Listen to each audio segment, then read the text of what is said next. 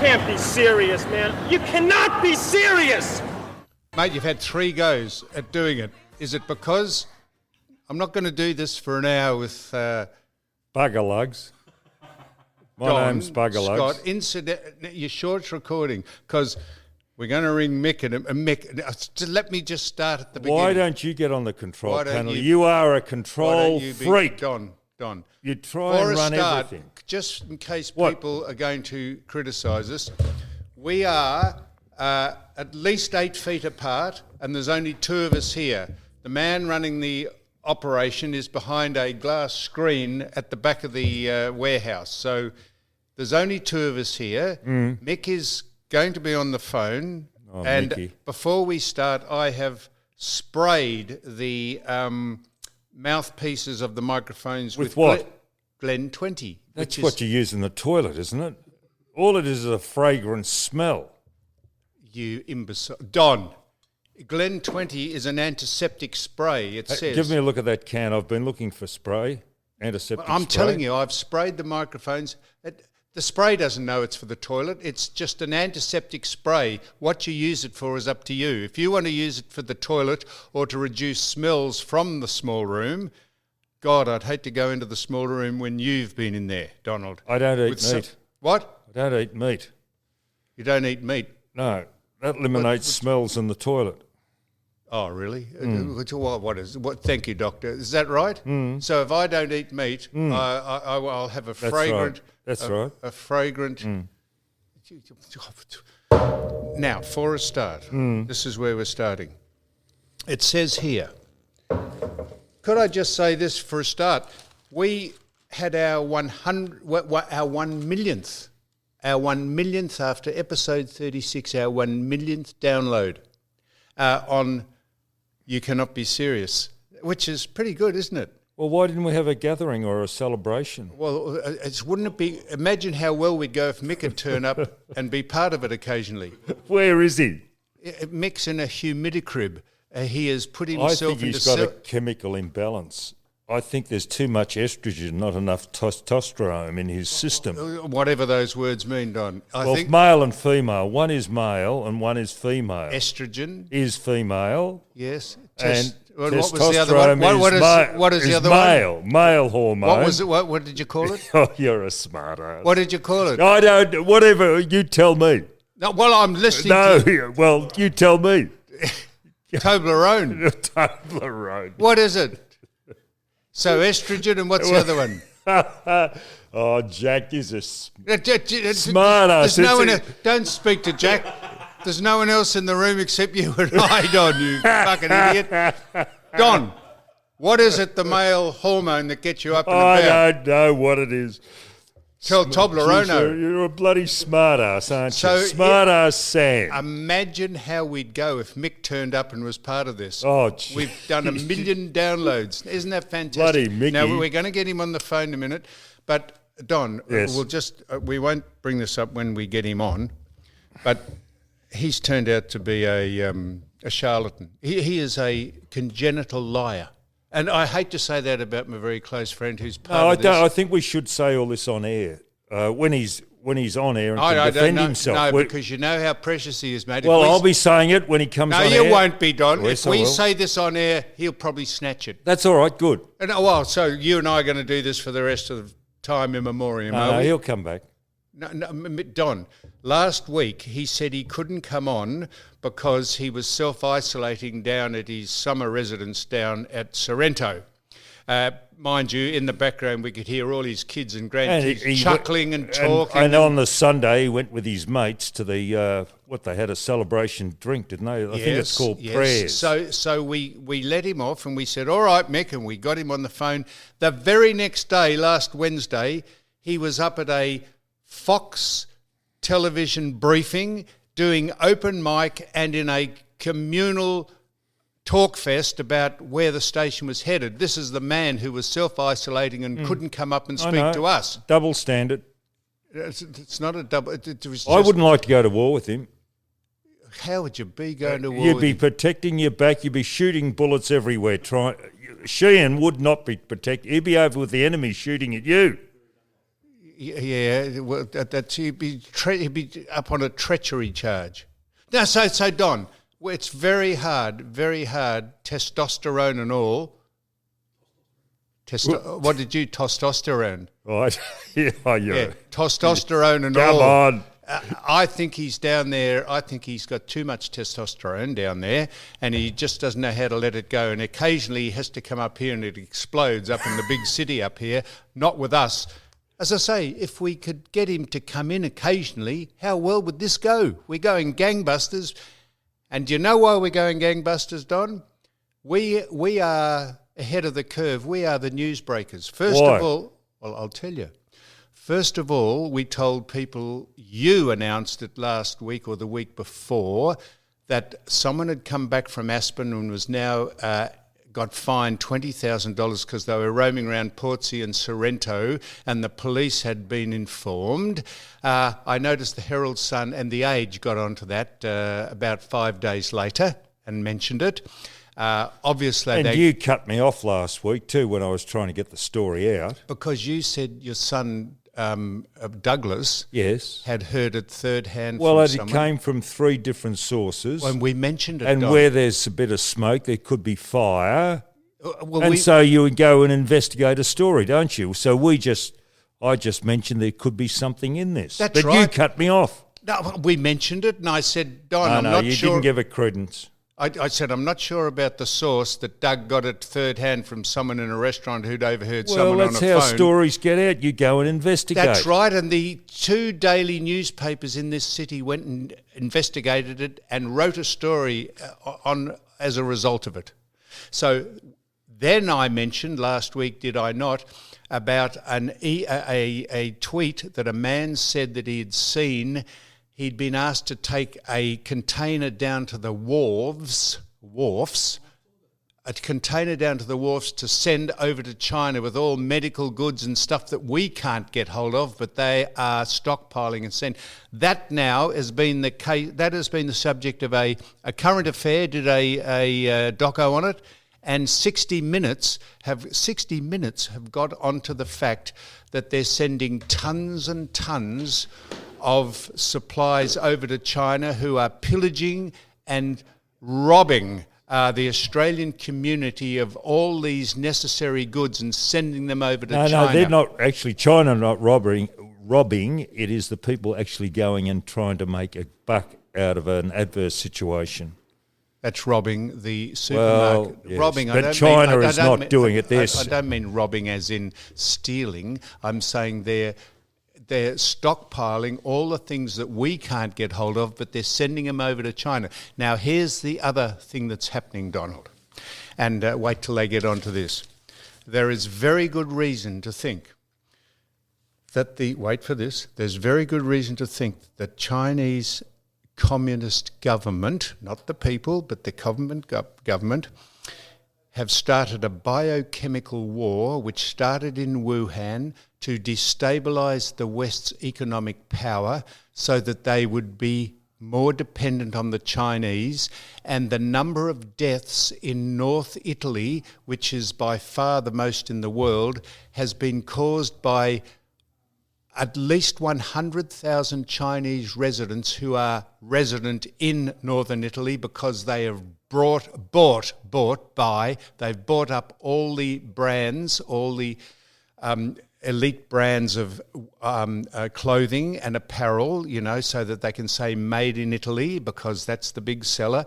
And they have been crossing the border back from China into Italy because they're residents with no immune system, with no testing. And the reason the number of deaths in northern Italy is immense and through the roof is because of the Chinese cross immigration going backwards and forwards without any check. And the communist regime in China is trying to destabilise the global economic community, so it gives them an increased chance of power and dominating the planet with their currency as the main currency. Now, you might say that's a conspiracy theory, but I tell you what, it is a very real possibility that this is happening. And also they're going into other fields as well. It's interesting, I get my news via Israel. I beg pardon, Don? I get my news via Israel. Andrew Kay is my source in Israel, and he sends me things from the BBC. And it's interesting that... Well, I can get BBC on my television here. Well, I can't. Oh, yeah, what? Anyway, and Taiwan, which... Is not... Well, what do you think Taiwan is? Well, they have tried to secede from China, but China won't let them secede. Exactly right. And thank you. Taiwan has it become a problem for the World Health Organization because they have reduced or really curtailed this coronavirus by limiting the number of people coming in. They have sanctioned people coming in. Well, all the world's done that. Trump they were doing it. They were doing it before, but we don't get any exposure, and China, and don't get any recognition from the World Health Organization because of the fact of China being a member, and the World Health Organization believes that Taiwan is part of China. Yes. And actually, on Saturday night, the Hong Kong broadcaster RTH. What RT who? RTHK. H, Donald, H. Oh, okay. God's sake, man. Will you let me get on with this? RTH. Aired an interview with Bruce, I think his name is Alwood, who is the Assistant Director General, and he was speaking to Yvonne Tong on a video call. And he just completely... He's the Director General of what? Of the WHO, World Health Organization. I know, yes. And he just completely disregarded her call, or her question, when questioned on video call or video link. Yes, because the WHO is about as useful as the United Nations. But when you consider what they've done in Taiwan, they've got 24 million people. What was the question she asked him? About Taiwan. What are Taiwan doing? Or something along that line. He just went blank. He made out that he didn't hear the question. Can you ask me the question again? Because they're all compliant with China. That's right. That's what I'm trying to say. Yes. And if you take into account what Taiwan have done, there's 24 million people living on that island. They've got 300 cases of coronavirus and only 5 deaths. That's up until Saturday night. Now, wouldn't you ask, how have you done that? Or if that was published or printed, people would then follow their example. So there's very big reason to think this is a biochemical push by China. No, I just think that in this time that we should be recognising what other people are doing, but the politics are coming into it, and it's a real pity that politics are coming into something like this. Okay, well now, so we could get Mike on the line now. So don't get him skirt in a knot. About what? Well, don't say you couldn't come in. Just say, nice to hear from you, Mike. Just be. How come you're so passive today? Well, you were shitty yesterday. Now you've taken another page. Well, I can't. If he couldn't, he's far safer to come up here. Yeah, but I don't understand your moods. Listen you to fluctuate from one day to the next. This is the headline. What? You fluctuate from one day to the next. You're off Must your head be my last testosterone. night. I think it's the estrogen. Don, this is the headline in the paper. On the front page it says, three's a crowd, $1,652. Why $1,652 fines for groups of more than 2 in public, right? So there's only 2 of us in public. These are the companies, these are the businesses and industries. When I went down to get a coffee down the street yesterday, these are the businesses I jotted down that are still going. They are the construction industry, the transport industry, the cafe industry, the courier industry, the stevedores, Courier industry? Courier. Oh, courier. I thought you talking about the Aboriginal industry. Courier. What? I thought you said courier industry. Courier. Oh, okay. People that carry things in trucks, Donald. The automotive industry, you can still go and buy a car. The travel industry, I saw the flight centres open, for God's sake. I walked in, I said, getting any bookings? I said, not a lot, no, but we're giving a lot of refunds. the removalist industry, the post office, the supermarkets, the liquor industry. They're all industries that are up and running. Don't worry about 2-3's a crowd. They're taking no notice of it. And this, you'll love this, Donald. It said here, the brothels have been closed down, but the sex workers are flouting the rules in spite of the brothels being closed down, because this is now, you think I'm making this up, but this was a quote from one of the sex workers, says, I disinfect all high-touch surfaces between clients. What do you reckon a high-touch surface would be if you're a sex worker? The end of your snag or something. What was that? Did you spray that with Glen 20, or what would you do? What does that mean? Spray the minge in your snag with bloody Glen 20. Yeah. That's the word. That was a quote in the paper. I disinfect all high-touch areas, surfaces. What would a high-touch surface be if you're a sex worker, Donald?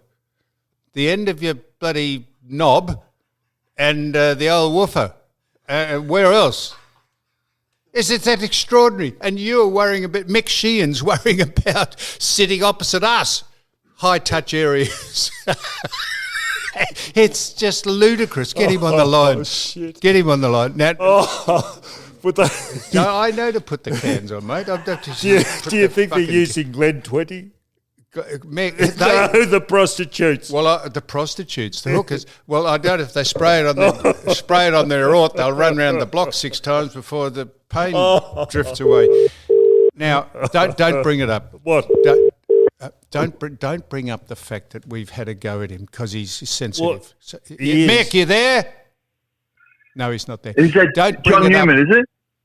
Yes, Mick. You remember us? You used to do a podcast with us. I remember you. I was in the middle of a conversation with you yesterday and you hung up on me. Well, Mick, there's only so many. There's only so many. We are a team, Mick. There's only so many conversations we can have. Would you? No, we're a team so long as we do it your way. Well, Mick, we're a team. I just said to Don. Now, don't rile him up, Don. Don's Well, about I'm to have not a crack speaking. at you. I take on your point. You said don't get him upset, so I'm Be just shutting quiet, up. Don. We've had 1 million downloads of the podcast, Mick, and I just said to Don as an aside, imagine if Mick was a contributor, how many we'd have listening.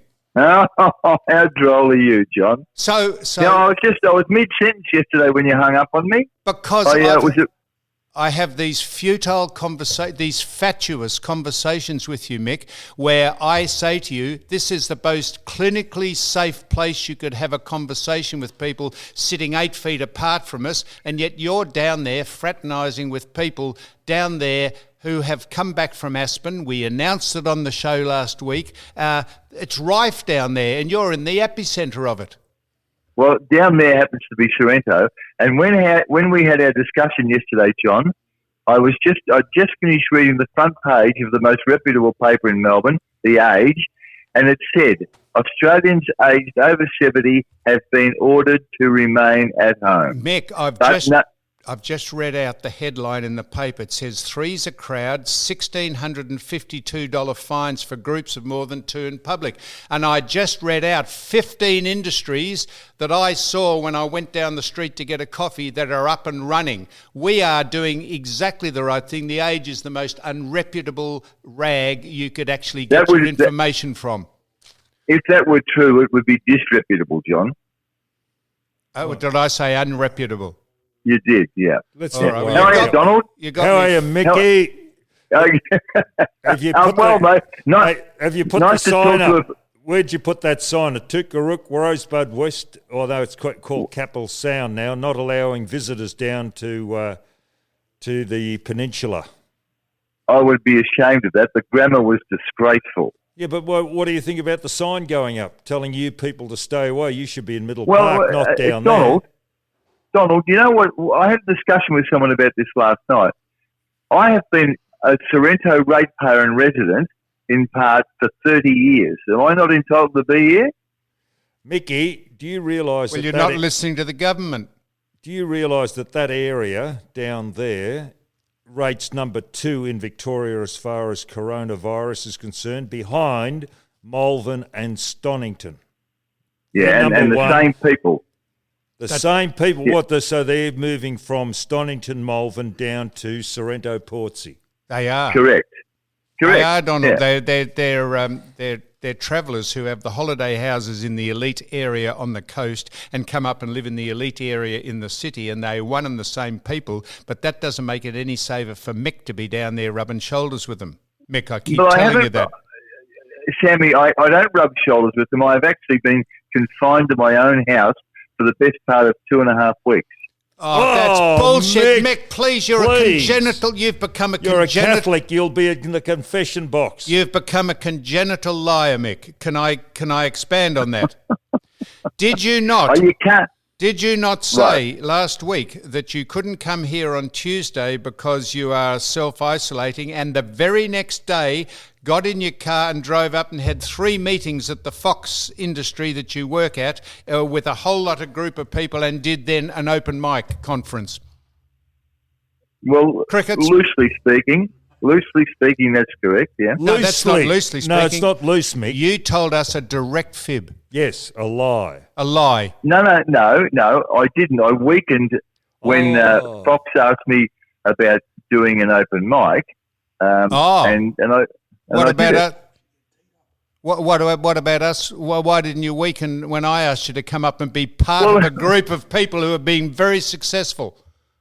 Well, the issue, John, is now, and the issue is that there's a directive that's come into play since last week, it says over 70s have been ordered to stay at home. And you, Donald, and I happen to be over 70. Hey, Mick, just remind me, when we go to war next time, you're not in my trench. Oh, really? Well, no, it won't matter next time because you'll have coronavirus and you won't get to war. No, Mick, that is... You're not cognizant of anything I'm saying. I've just read out, I'll read them out again, all the industries that are up and running. I know. Don and I are sitting 8 feet apart. There's no one else. The other bloke who runs the panel here, can't mention his name, Rodlaw, he's not even here. He's out behind a glass partition in another room. We had that specially... That's bullshit. We had... Mick, how can you say that's bullshit? You're not here. I had it constructed during the week, so for the very practice that this podcast could still go on and we could obey the rules that have been given out by the government. So there's only 2 of us here doing it. We're not in close contact with another, and there's no one else in the room. Hey, Sammy, okay, you've told me how the logistics of where you are at the moment. Cost me a fortune to get a petition made. That may well have been... What do you say to the fact that your Prime Minister, Scotty from Marketing, has said all Australians aged over 70 must remain at home? What do you say to that? It does not say that necessarily. It says 3's a crowd, no more than 2 people in a group. That's what it says. This is specific to our age group, right? You haven't taken notice of Scott Morrison, anything he said, until it's convenient for you to take notice of him. Yeah, but this is not a political issue. This is a health issue. Mickey, you were at Sunday prayers last Sunday.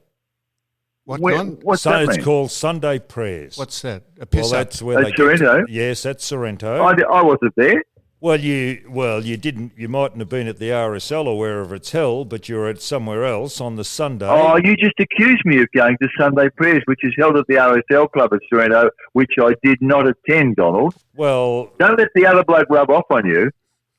You're being pedantic now, Mickey. You were in a social function drinking on Sunday with your friends. I was not. Attend prayers. So I'm not going to... No, Sam, before you get involved in this, Don, that's not true. Oh, Mickey. Well, you don't reckon I'd know... My memory's not going great these days, but you don't think I'd know where I was last Sunday morning? Where were you? I was at my house. Well, where were you the night before? At my house. You couldn't... Unlike you two, I follow the directives...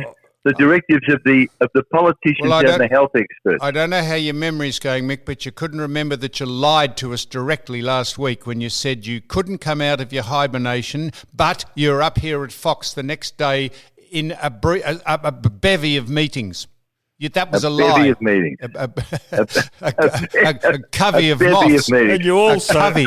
and you also said, Yeah, Mick, got me rattled, Mick. and you also said, Mick, that you were drinking with your friends and how irresponsible No, it that was was. the previous week.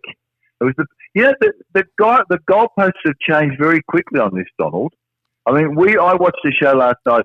Have a guess what channel it was on? ABC. And we talked about how this is only 3 weeks ago that Scott Morrison was saying, yes, all go to the footy. Yes, meet your friends and all that sort of stuff. It changes by the day. It does, So Mick. since I had those drinks with my friends at 4 metres apart, I now realise that you can't do that, and I haven't done it since. Well, yes, you'd have. You did do it since you did it last Wednesday. I didn't have drinks with people. I did a job. You had a conference with a whole lot of people who work at Fox Sports.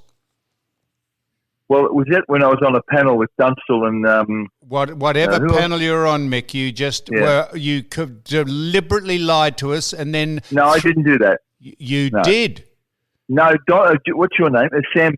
The podcast is now my number one item of work. Yeah, well, What do you mean? Yeah, because you've been shafted from the Yes, others. from Fox. Exactly right, Mickey. You'll jump Who's ship. laughing? Who's You're a laughing rat. in the background behind the Perspex glass?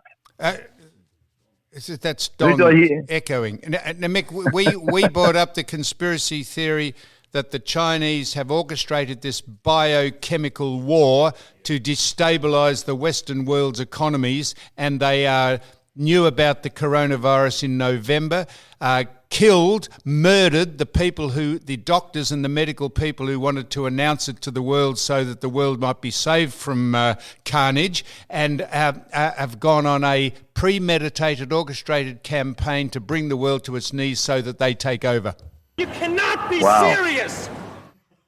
That's a pretty graphic description of what's happened. Well, Don. 60 Minutes last night almost said as much.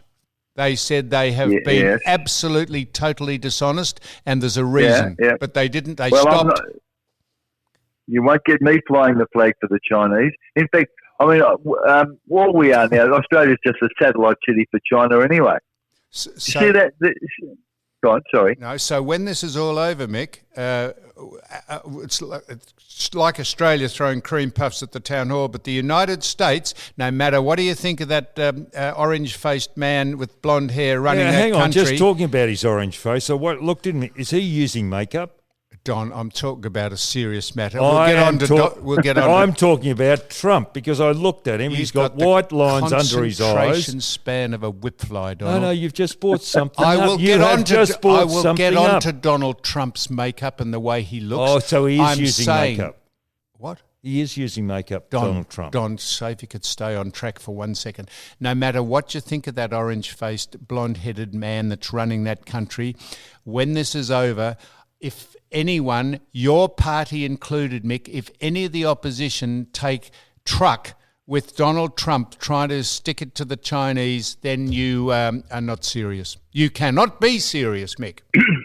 No, well, how would we know what he was going to do? He said that the coronavirus was a mild outbreak of influenza 3 weeks ago. And so did the mayor and the governor of New York. The health minister of New York said, get out, go mix. It's not as serious as the flu. They're all on record as saying that. And as you said, every day it changes and becomes more serious. So you have to modify what your original opinion was. Why are you single? America will have the population of Tasmania at the end of this virus, and you're still saying what a great leader he is. Well, so you are sheeting the coronavirus home to Donald Trump? No, I'm not. Well, that's... No, I was only teasing you. Can we change the subject, Mickey? Yeah. Well, Donald, I want to... Can I ask you a question? Hang on, one at a time, please. Can I ask you one first? Yeah. You ready? Did you watch the races on Saturday? I did. Okay. Horse races at Bendigo. How can two horses go in a race that are supposed not to be running? Could you tell me who's taking... No, they were told to run. No, that's not true. Why don't you explain what you're talking about, Mick, please? All right. There was a race at Bendigo that Don's alluding to on Saturday. and 2 horses from the Hayes stable ended up with having the wrong saddle cloth and the wrong jockeys on them. Now, Hang on, weren't they the wrong horses as well, Mick? No, they were the right horses, but they were the wrong saddle cloth, wrong numbers, yes, and wrong jockeys. I thought the horses were wrong as well. So if one of you could Mr. get Ed ran. Beg your pardon? You think Mr. Ed went round, do you? They were Well, the right yes, horses. those 2 horses I thought were supposed to be in other races. Don, if one Well, of you... John, you don't know anything about racing. And I know even less Will as you you're be discussing quiet? it. If one of you could get your facts right, then we could go from Well, there. this is interesting because I heard that there are 2 horses, Mick. Now, you're bringing something. You're saying the jockey was wrong and the saddle cloths are wrong. I'm asking who's going to take the blame for it because haven't they got officials there? Nobody's put up their hand from Racing Victoria or the stewards, and they stand in. They stand. What do? They stand in the mounting yard watching the horses go round. What do? They're just in a trance. Well, there's Tom Dabenegg, who's David Hayes' partner. He put his hand up and went to the stewards and said, "We stuffed this up." I know he did. He was fined $3,000. That's right. Yes. But you're right. I mean, with all the only people who are out on the course are those who are supposed to be officiating, you reckon someone in the mounting yard or someone at the starting stall would have said, this is the wrong horse. Well, I also asked the question too, if the trainer had his finger on the pulse, he'd recognise the horse that was running, wouldn't he? Well, he did, obviously, because he went to the stewards and put his hand up. Well, before anyway, or a long time after. I just think it opens a Pandora's box, Mick. Are you saying there's some nefarious... No, I'm not saying that at all. It just is it's a slip. It's a slip, but it's a very irresponsible slip because there's a lot of money running on these horses, Mick. Did even they get riding on? Will you shut up? Well, what about did they refund the bets, Mick? What happened there? No, they didn't. No, the horses, as I understand it, the horses ran under their own names, but they had the wrong saddle cloths and the wrong jockeys on them. Well, we're getting different stories. I'm getting mine from the racing industry, and I didn't consult the papers, but I got it from the racing industry. And yeah. Okay. Well, now look, can I go? The biggest TV story of the month, other than the virus, was the Cousins interview on Sunday night. Now you both would have watched that. Yep. Yes. Hello. Yes. Hello? Yes. Yeah, Sam, you watched it, did you? Yes, we both did, Michael. Okay. Well, so what did you think of it, Sam? I thought it was... what? I thought it was a Dorothy Dix concocted thing, a money grab from the parties involved. What channel was it on, Sam? Pardon? It was on what channel was it on? What channel? What are you stumbling for, John? Yeah. Come out and say something, will you? All right, I will. Shut up. It was on Channel 10. Yeah, that's good boy, yes. Yeah, well, it was Channel 7. The man behind the Perspex glass has got 2 hands up and 2 fingers, which I think the 2 fingers was adding up to 10. I thought it was on 7. 5 plus 2 is 7. Is it was on Sammy? I was on 7, it was. Sammy, you've had 1 million downloads on your podcast, and you have the temerity to sit here and say that you did not bother to watch this Ben Cousins expose on Channel 7. I'm going to be honest, Mick, which I know that'll be a foreign term to you, but I'll be honest. I'll be forthright and straight up as opposed to what Come on, get to the question. I didn't watch it, so tell me what you thought of it. No. I reckon that, and I'm serious here, that's a disgrace for someone who's out preaching on public issues, social issues, and you didn't bother to watch this. And in fact, the father of Ben Cousins, Brian Cousins, is a friend of yours. He is. I didn't know it was on, Mick. That's why. Oh, you didn't know it was on? Well, you've been in a cave, have you? I think it's... if I don't watch Channel 7, or not that I don't mind watching Channel 7, but if I don't watch Channel 7, how would I know it was on? Well, it's been Donald, what did you think of it? I thought it was pathetic. Why? Number one, they got money. Cousins got money for the interview. Well, that's fair enough. And I'm not begrudging him that Sounds at all. like you are. just be quiet. He should have been far more honest than what he was. He was lying and he was evading questions. And he didn't fulfil his part of the bargain. But that's not... I think Basil Zemplis is not a good interviewer. He could have gone a lot better because more information came out when they had the camera under the table and the producer was asking Cousins... The off-camera stuff. Asking harder questions. And I think it's just Yes, I thought it was pathetic television. Maybe that was a ploy. What did you think, Mick? No, you've given it a very scathing assessment, Donald, but I can't disagree with you on a lot of fronts. This show that you should have watched was blurbed as Cousins coming clean. Yes. Now, he just didn't. There were so many questions that he refused to answer. But Mick, he is, and this is a typical drug taker, he is lying. And he is still taking drugs right now. I think it's had a real adverse a real effect upon his family. The family didn't come out, and I would say there's a lot more going on behind the scenes than what Channel 7 alluded to. They only touched on it, but I would like to know the situation, how it has affected the family. Yeah. If I may. Well, go ahead. From what basis are you, if I may? Well, if I may, why I'd be defending Basil Zemplis? Well, you can't defend something you didn't see. Now, just a minute. Based on what you two have said, I'm saying you cannot blame Basil Zemplis. What's his name? Zemplis. That'll do. Basil Zemplis for asking the questions. If Ben Cousins wishes not to answer them or is prevaricating, that's not Zemplis's fault. And the very fact that they gave more off camera when there was an open mic, but they didn't realise it was being recorded, that might have been a ploy to get him to say something that he wouldn't say actually on camera. What do you mean it's something off camera? Well, you said that he said more as an aside when the cameras had I finished didn't. recording. Well, Don did. I did. So maybe that was just a ploy. No, look, I think, Sammy, because you were talking blindly here, Basil had a difficult job. It was almost a no-win situation. You seemed to either bash him into submission or not ask enough hard questions. But your point about the parents was totally relevant.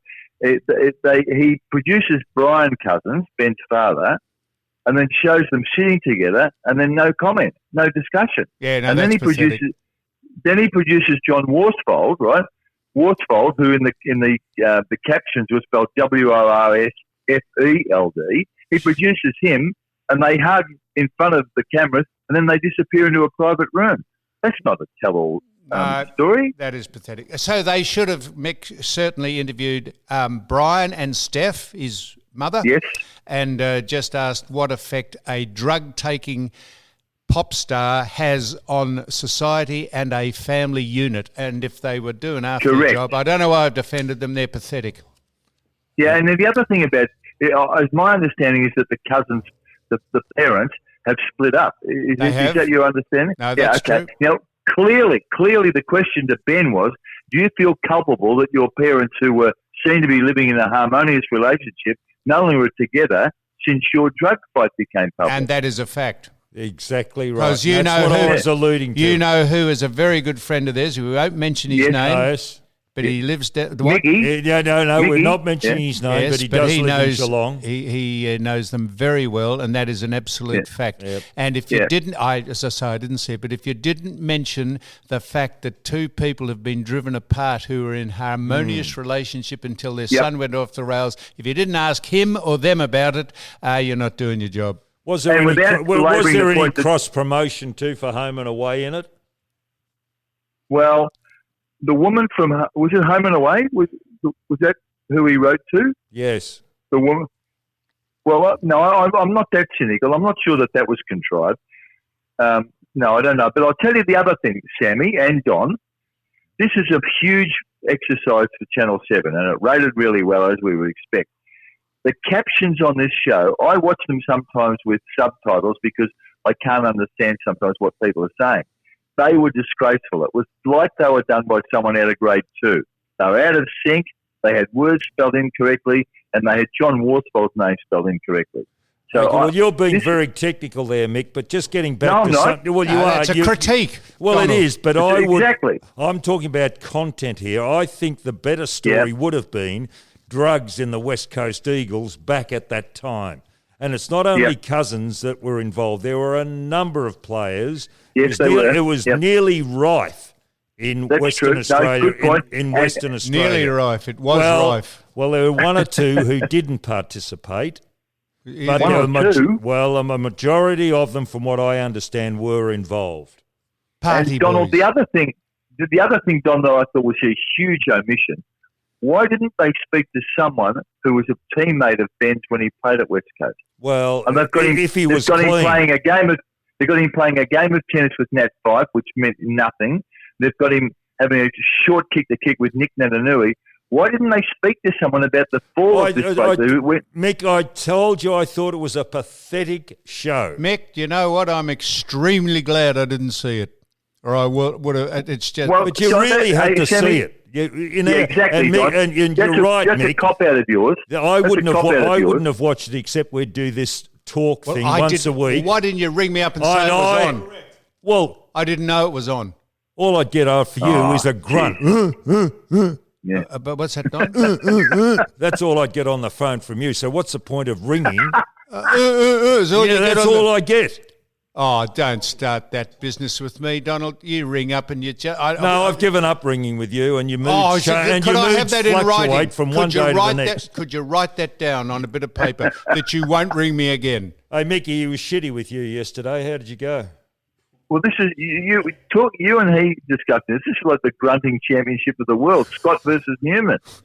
Shit. Anyway, he was disgraceful yesterday, Donald. Oh, because I've had it. Wait a sec. This is the bloke who sort of says, "Oh well, look, you're a great part of the team, and we all love you, and everything's going through. So long as you agree with me and do it my way." Mick, I said you're a great part of the team and we love you as long as you could turn up occasionally to enjoy the spoils if eventually you ever get paid. If you could enjoy the spoils of what we do and give the 1 million people who have downloaded us something to hang their hat on. You're an absentee.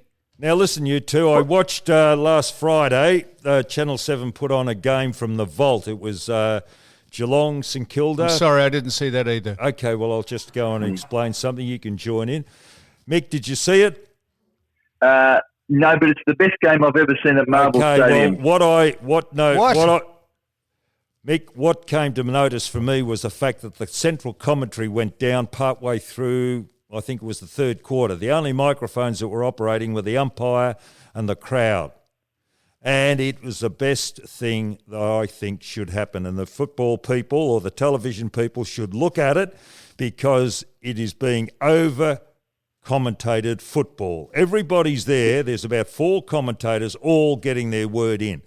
And this is, Donald, this is not sour grapes because Channel 7 relieved you of your commission, is it? Oh, come on, please, Mick. Oh, it could be a bit of that. No, got nothing to do. I would do myself out of a job. If I was doing this, you've got to justify what's going on. You used to just chip in with nonsense when you were broadcasting the Comedy Cup or whatever it's called, the Army Reserve Cup. Out of this, Mick, a lot of good will come, this coronavirus. And one thing is for television stations, they could limit the number of and not even have commentators. The print media could come to the fore more and give us a little bit more information about the players. We could sit there, as you would do as a spectator. You don't have somebody commentating when you're a spectator. You look at the game. So I think this could be something of the future if they're willing to try and do it. That's the television station. So let me get this correct, Donald. You think that the great thing that comes out of the coronavirus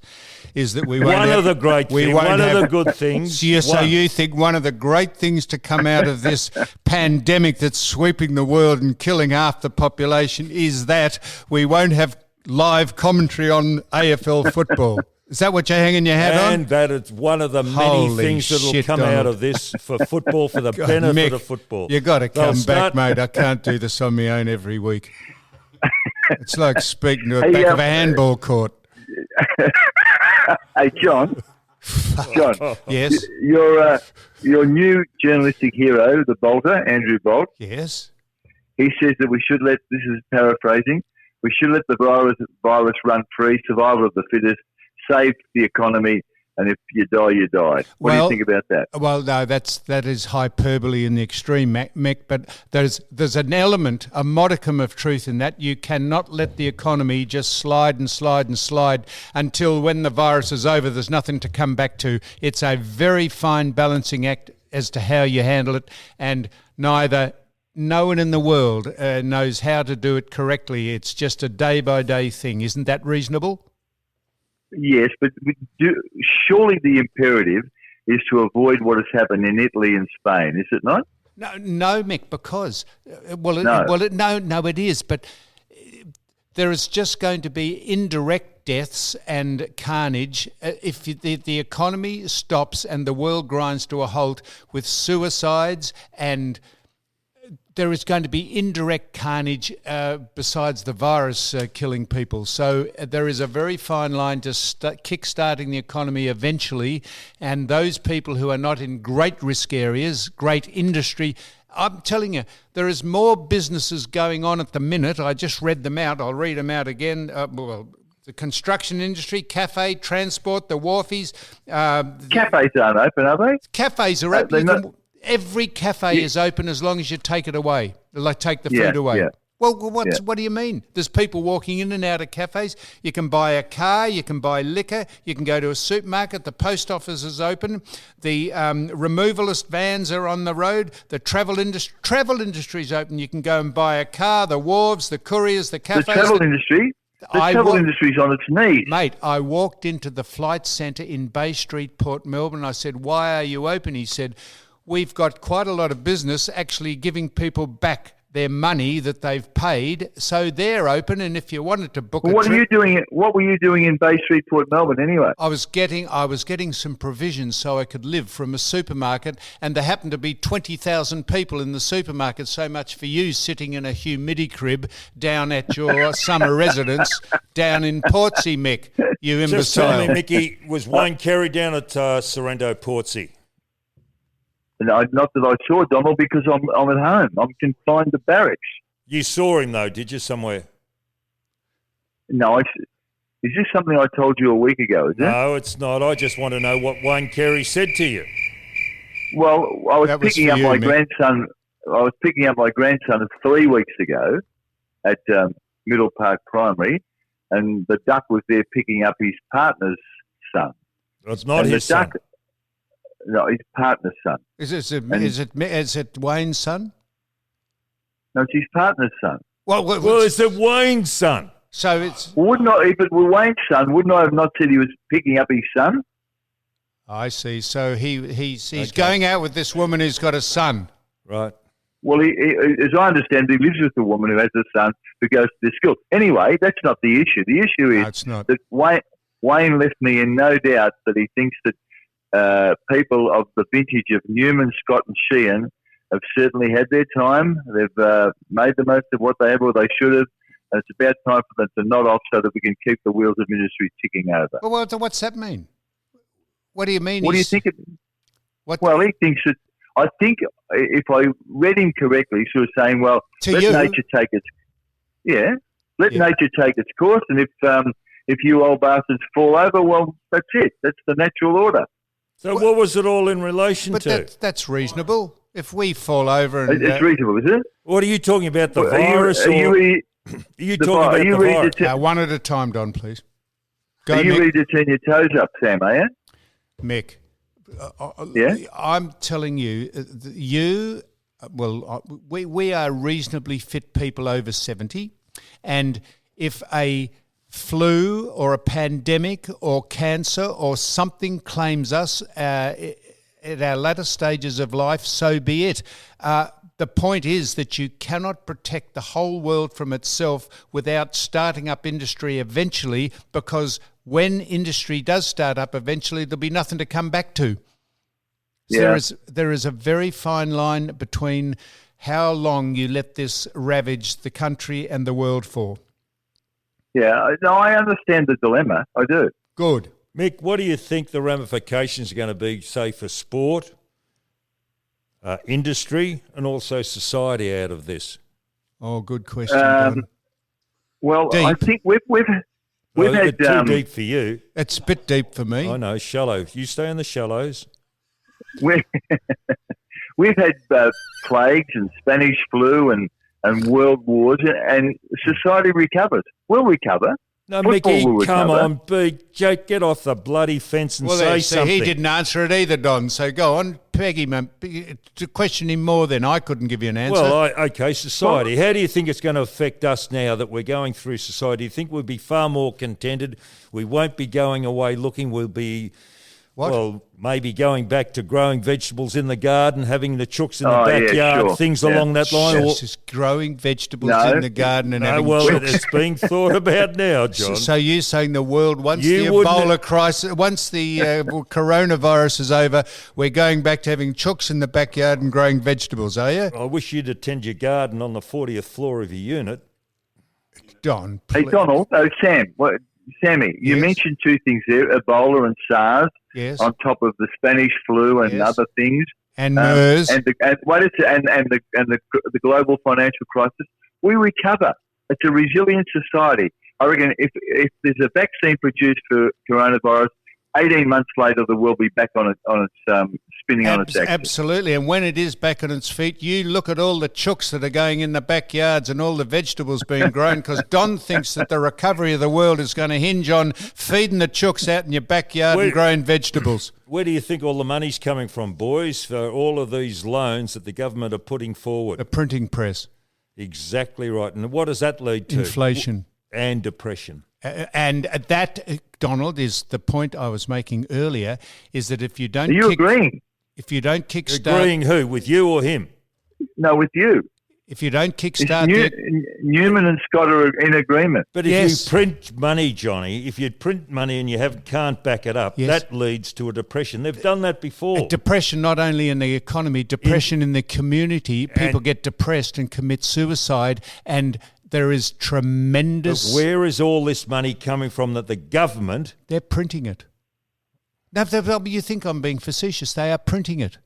No, it's called quantitative easing. It's called what? Quantitative. It's called what?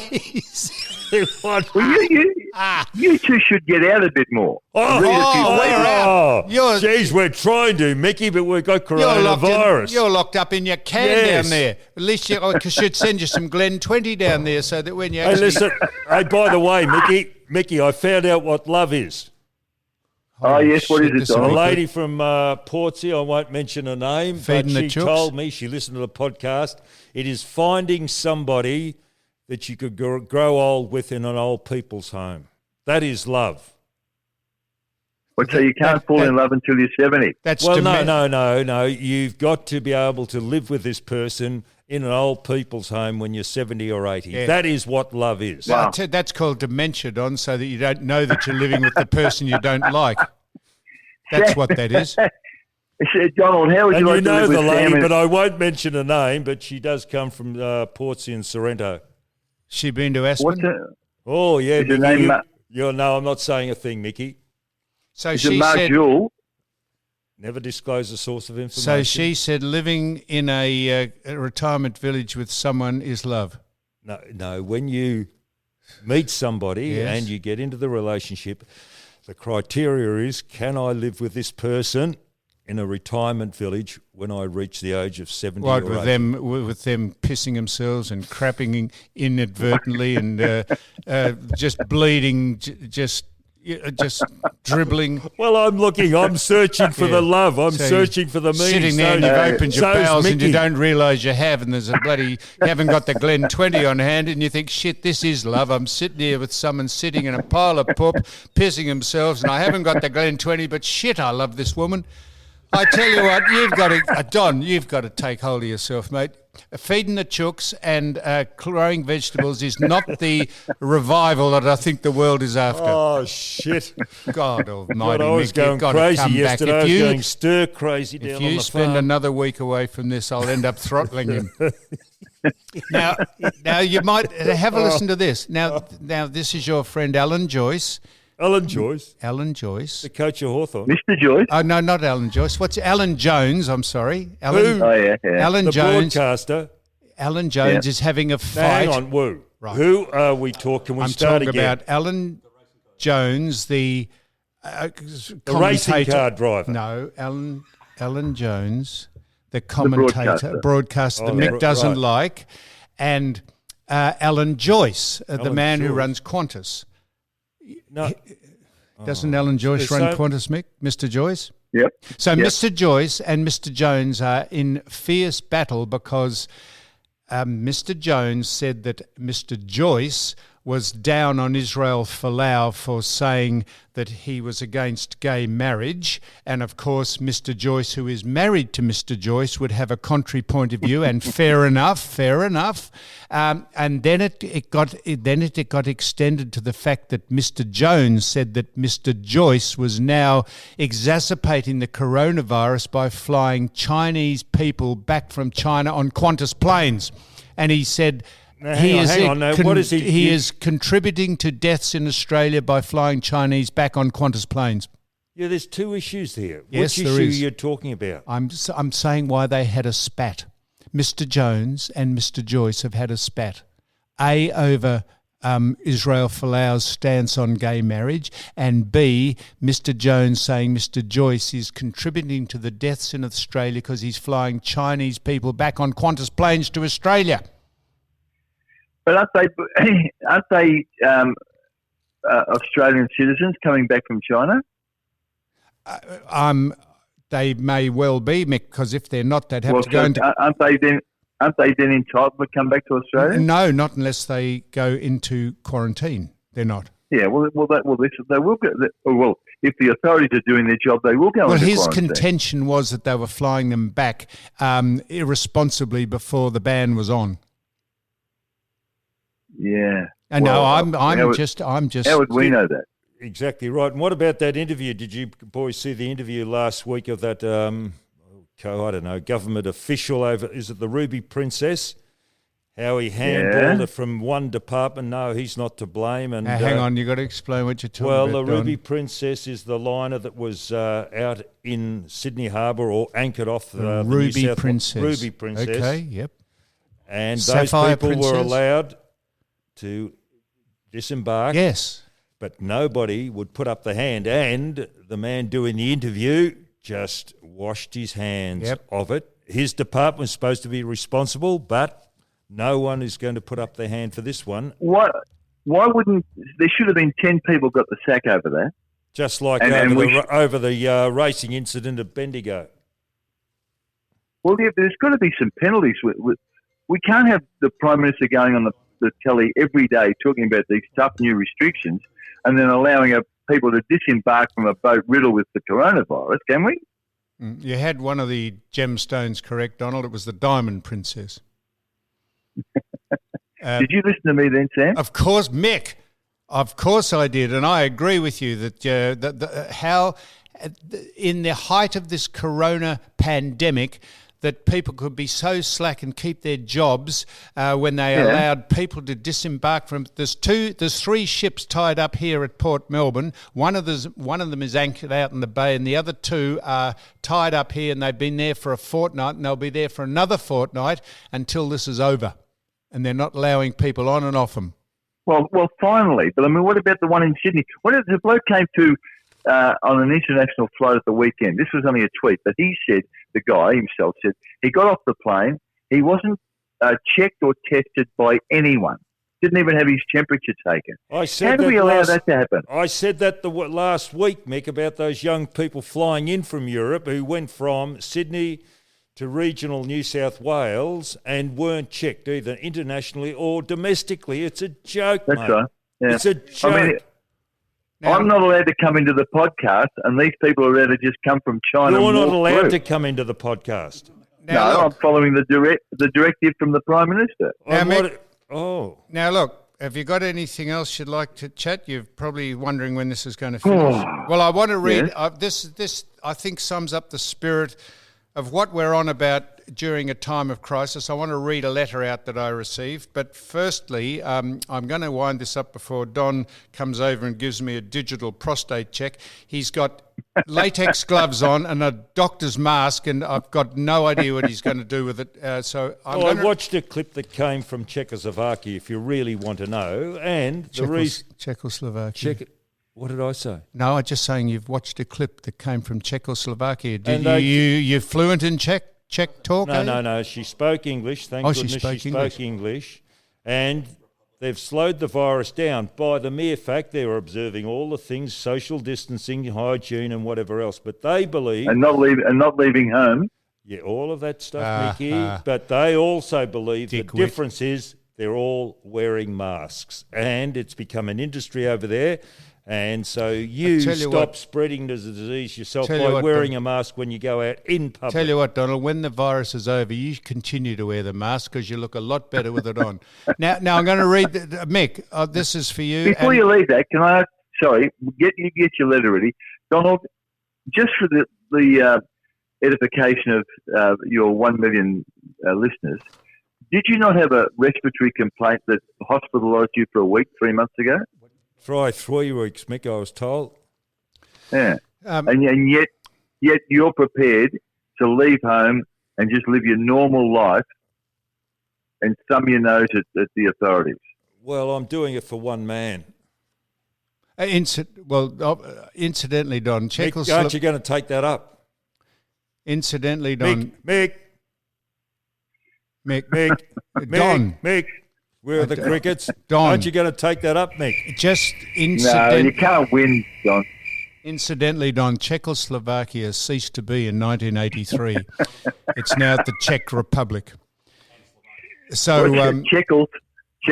Yeah, Czechol.